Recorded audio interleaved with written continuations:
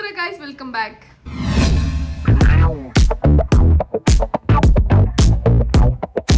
Guys, ಇವತ್ತು ನನ್ನ ಮಗನಿಗೆ ಸ್ಕೂಲ್ ಹಾಲಿಡೇ ಇತ್ತು. ಸೊ ಅವರಿಗಂತ ಒಂದು ಸ್ವಲ್ಪ ಟೈಮ್ ಎತ್ತಿಡೋಣ ಅಂತ ಹೇಳಿ ಅವ್ರನ್ನು ರೆಡಿ ಮಾಡ್ಕೊಂಡು ಇವತ್ತು ನಾವು ಹೋಗ್ತಿರೋದು ಸ್ವಿಮ್ಮಿಂಗ್ ಪೂಲಿಗೆ. ಎಲ್ಲಿಗಾರಿ? ಎಸ್, ಒಂದು ವಾರದಿಂದ ಕೇಳ್ತಿದ್ದ. ಸೊ ಅವನಿಗೆ ಇವತ್ತು ಸ್ವಲ್ಪ ಫನ್ ಆಗಿರಲಿ ಅಂತ ಹೇಳಿ, ಫುಲ್ ವೀಕ್ ಎಲ್ಲ ಸ್ಕೂಲ್ಗೆ ಹೋಗಿರ್ತಾನಲ್ವ, ಸೊ ಅವನಿಗೂ ಸ್ವಲ್ಪ ಚೇಂಜಸ್ ಇರಲಿ ಅಂತ ಹೇಳಿ ಸ್ವಿಮ್ಮಿಂಗ್ ಪೂಲ್ ಕರ್ಕೊಂಡು ಹೋಗ್ತಾ ಉಂಟು. ಗೈಸ್, ಇವತ್ತಿನ ಪೂರ್ತಿ ಲಾಗ್ನ ಹಾಕ್ತೀನಿ, ಎಲ್ಲೂ ಸ್ಕಿಪ್ ಮಾಡಿದೆ, ಪೂರ್ತಿ ವಿಡಿಯೋ ನೋಡಿ. ಫಸ್ಟ್ ಟೈಮ್ ನೋಡ್ತಾರೆ ಸಬ್ಸ್ಕ್ರೈಬ್ ಮಾಡ್ಕೊಳ್ಳಿ ಗೈಸ್, ವಿಡಿಯೋ ಲಾಸ್ಟ್ ಅವ್ನು ಲೈಕ್ ಮಾಡಿ. ಸೊ ಬನ್ನಿ ಹೋಗ್ಬೇಡ, ಇವತ್ತಿನ ಜರ್ನಿ ನಿಮ್ಮ ಜೊತೆ ಸ್ಟಾರ್ಟ್ ಮಾಡ್ತಾ ಉಂಟು. ಸೊ ಫಸ್ಟ್ ಸ್ವಿಮ್ಮಿಂಗ್ ಪೂಲ್ಗೆ ಎಂಟ್ರಿ ಕೊಡೋಣ. ಅದೇ ಸ್ವಲ್ಪ ರೂಲ್ಸ್ ಆ್ಯಂಡ್ ರೆಗ್ಯುಲೇಷನ್ಸ್ ಉಂಟು ಗೈಸ್, ಇದೇ ಥರ ಡ್ರೆಸ್ ಹಾಕಬೇಕು ಅಂತೆಲ್ಲ. ಸೊ ಅದೆಲ್ಲ ನೋಡಿ ಕಂಪ್ಲೀಟಾಗಿ ಪ್ಯಾಕ್ ಮಾಡಿಕೊಂಡು ಹೋಗ್ತಾ ಉಂಟು ನಾನು. ಸೊ ಬನ್ನಿ, ಅವ್ರನ್ನ ನೆಕ್ಸ್ಟ್ ಯಾವ ಡ್ರೆಸ್ ಹಾಕ್ಬಿಟ್ಟು ಸ್ವಿಮ್ಮಿಂಗ್ ಪೂಲ್ಗೆ ಇಳಿಸ್ತೀನಿ ಅಂತ ತೋರಿಸ್ತೀನಿ ನಿಮಗೆ. ಅಲ್ಲಿ ಎಂಟ್ರಿ ಫೀಸ್ ಎಲ್ಲ ಏನಿರುತ್ತೆ ಎಲ್ಲ ನಿಮಗೆ ಎಕ್ಸ್ಪ್ಲೈನ್ ಮಾಡ್ತೀನಿ. ಸೊ ಬನ್ನಿ ಗೈಸ್, ಹೋಗ್ಬೇಡ. ಹೋಗ್ಬೇಡ, ಸ್ವಿಮ್ಮಿಂಗ್ ಪೂಲ್ಗೆ ಹೋಗೋಣ ಪಪ್ಪು, ಅಡ್ಡಾಡ್ಕೊಬೇಡ. ಸೊ ಗೈಸ್, ಬಂದ್ವಿ ನೋಡಿ ಪೂಲ್ ಹತ್ರ ಇವಾಗ. ಗೈಸ್ ನೋಡಿ, ಇದೇ ಸ್ವಿಮ್ಮಿಂಗ್ ಪೂಲ್. ನಾನು ಇಲ್ಲಿಗೆ ಜಸ್ಟ್ ಒಂದು ಟ್ರಯಲ್ ಕ್ಲಾಸ್ ಅಂತ ಬಂದೆ. ಇದು 1 year ಬ್ಯಾಕ್ ಬಂದಿದ್ದು. ತುಂಬ ಚಿಕ್ಕವನಿದ್ದ, ಅವಾಗ ತುಂಬ ಚೆನ್ನಾಗಿ ಆಟ ಆಡಿದ್ದ. ಇವಾಗ ಅವ್ನು ಹೇಗೆ ಆಟ ಆಡ್ತಾನೆ ನೋಡ್ಕೊಂಡು ಅದ್ರ ಮೇಲೆ ಡಿಸೈಡ್ ಮಾಡೋಣ ಅಂತ ಕರ್ಕೊಂಡು ಹೋದೆ. ಮತ್ತೆ ಇಲ್ಲಿ ಚಿಕ್ಕ ಮಕ್ಕಳಿಗೆ 150 rupees ಇರುತ್ತೆ 50 minutesಗೆ. ಸ್ವಲ್ಪ ದೊಡ್ಡ ಮಕ್ಕಳಿಗೆಲ್ಲ 200 rupees ಇರುತ್ತೆ ಅಂತೆ. ತುಂಬ ಹೈಜಿನಿಕ್ ಆಗಿ ಮೇಂಟೈನ್ ಮಾಡಿದ್ರು. ಮತ್ತೆ ಇಲ್ಲಿ ರೆಗ್ಯುಲರ್ ಕ್ಲಾಸಸ್ ಬಂದುಬಿಟ್ಟು 18 ಕ್ಲಾಸಸ್ ಬರುತ್ತೆ, 4700 rupees ಇರುತ್ತೆ ಅಂತೆ. ಸೊ ಇಲ್ಲಿ ಅವ್ರದ್ದೇ ಡ್ರೆಸ್ಸಸ್ ಇರುತ್ತೆ ಗೈಸ್. ನೋಡಿ ಯಾವ ಡ್ರೆಸ್ ನನ್ನ ಮಗನಿಗೆ ಹಾಕಿ ತೋರಿಸ್ತೀನಿ ಇವಾಗ. ವಾಶ್ರೂಮಲ್ಲಿ ಡ್ರೆಸ್ ಚೇಂಜ್ ಮಾಡೋಣ ಅಂತ ಬಂದೆ, ಬಟ್ ಸಿಕ್ಕಾಪಟ್ಟೆ ನೀರುಂಟು, ಸ್ವಲ್ಪ ಬಟ್ಟೆ ಎಲ್ಲ ಒದ್ದೆ ಆಗ್ಬಿಡುತ್ತೆ. ಅಲ್ಲೇ ಮಾಡ್ಕೊಡ್ತೀನಿ ಬಾ ಮಗ್ನ. ನೋಡಿ, ಈ ಡ್ರೆಸ್ ಮ್ಯಾಂಡೇಟ್ರಿ ಅಲ್ಲಿ. ರೆಡಿ? ಬೇಡ, ಇಳಿ ಮೆಲ್ಲ ಇಳಿ.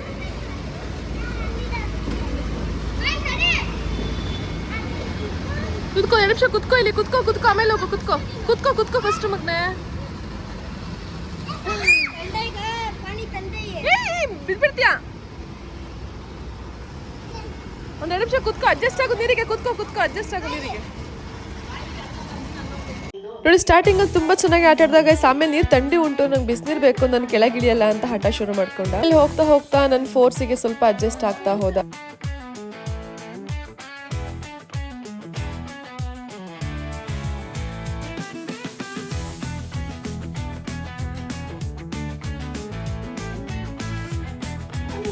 ಸೊ ಮಳೆ ಬೇರೆ ಶುರುವಾಗ್ಬಿಡ್ತು, ಚಳಿಗೆ ಹೇಗೆ ನಡಕ್ತಿದ್ದ ನೋಡಿ ನನ್ನ ಮಗ. ಇಲ್ಲಿ ಆಡು ಬಾ.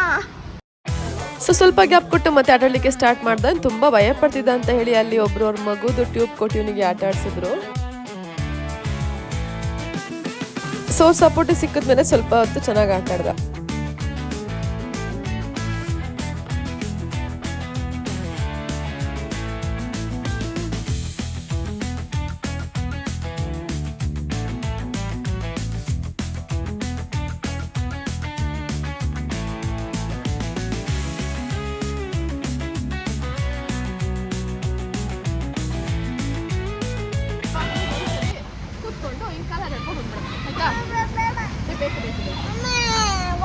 ಒಂದ್ಸರಿ ಕುತ್ಕೊಂಡ್ಬಿಟ್ಟು ಬಂದ್ಬಿಡ.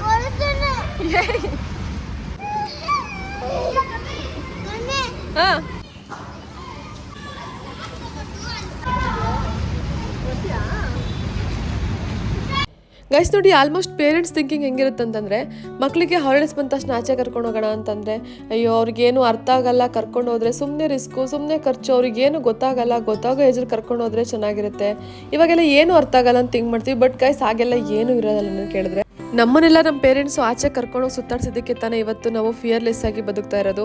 ಸೊ ಹಾಗೆ ನಮ್ಮ ಮಕ್ಕಳು ಕೂಡ ಆಚೆ ಕರ್ಕೊಂಡು ಹೋದಷ್ಟು ಅವ್ರಿಗೆ ಮೈಂಡ್ ರಿಫ್ರೆಶ್ಮೆಂಟ್ ಅನಿಸುತ್ತೆ. ವಾರ ಪೂರ್ತಿ ಸ್ಕೂಲ್ಗೆ ಹೋಗಿರ್ತಾರೆ, ನಮಗೇನೆ ವಾರಕ್ಕೊಂದು ವೀಕೆಂಡ್ ಬಂದಾಗ ಎಷ್ಟು ಖುಷಿ ಆಗುತ್ತೆ, ರಿಫ್ರೆಶ್ಮೆಂಟ್ ಬೇಕನ್ಸುತ್ತೆ. ಹಾಗೆ ನಮ್ಮ ಮಕ್ಕಳು ಮೈಂಡು ಕೂಡ. ಇವಾಗ ನಮ್ಮ ಮಕ್ಕಳು ಮೈಂಡು ಖಾಲಿ ರಿಫಿಲ್ ಥರ ಇವಾಗ ಏನೆಲ್ಲ ಫಿಲ್ ಮಾಡ್ತಾ ಹೋಗ್ತೀವಿ ಅದು ಅವ್ರಿಗೆ ಲೈಫ್ ಟೈಮಾಗಿ ಉಳ್ಕೊಳ್ಳುತ್ತೆ ಗೈಸ್. ಇದೇ ಬೇಸಿಕ್ಸ್ ಆ್ಯಕ್ಚುಲಿ.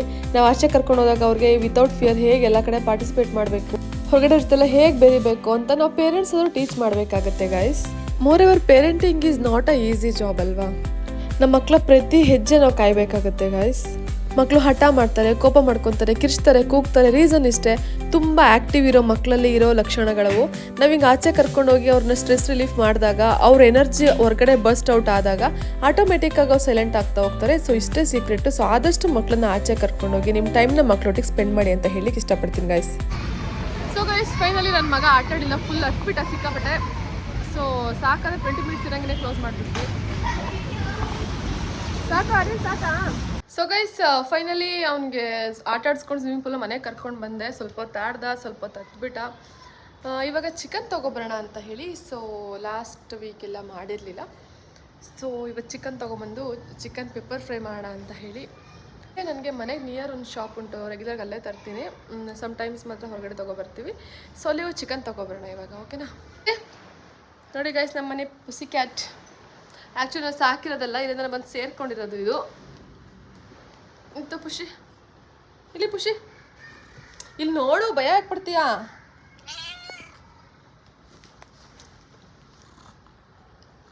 ಗಾಬರಿ ಗಾಬರಿ ಪುಸಿ ಇದು.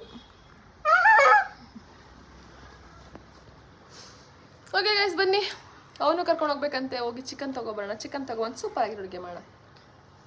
ಗೈಸ್ ನೋಡಿ, ಇಲ್ಲೇನೋ ರೆಗ್ಯುಲರ್ ಚಿಕನ್ ತೊಗೊಬರೋದು ಉಂಟು. ಒಂದು ಕೊಡಿ. ಥ್ಯಾಂಕ್ ಯು ಅಂಕಲ್, ಆಗಿದೆ ಪೇಮೆಂಟು. ಸೊ ಗೈಸ್ ನೋಡಿ, ಚಿಕನ್ ತೊಗೊಂಡೆ. ಇವಾಗ ಪೆಪ್ಪರ್ ಫ್ರೈ ಮಾಡೋಣ ಬನ್ನಿ. ಸೇರ್ಗುಂಟು ತಗೊಳ್ಳಿ ಅಂತ ನೋಡಿ ಗೈಸ್. ಇದೆ ರೆಗ್ಯುಲರ್ ಬರೋ ತರಕಾರಿ ಅಂಗಡಿ.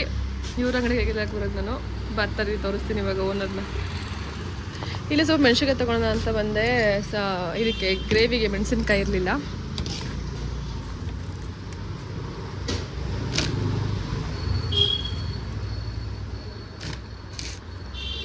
ಬನ್ನಿ ಕೊಡಿ. ಬೇಕೆಲ್ಲ ತಗೊಂಡೋಗ್ಲಾ? ಏನು ಬೇಕೆಲ್ಲ ತಗೊಂಡೋಗ್ಲಾ? ಲಾಗ್ ಮಾಡಿಬಿಡ್ತಿರೋದು. ಎಷ್ಟು ಮೆಣಸಿನ್ಕಾಯಿ? ಹಾಕಿ. ಲಾಗ್ ಮಾಡ್ತಾ ಇದ್ದೆ, ಅದಕ್ಕೆ ಹಾಕೊಂಡಷ್ಟು.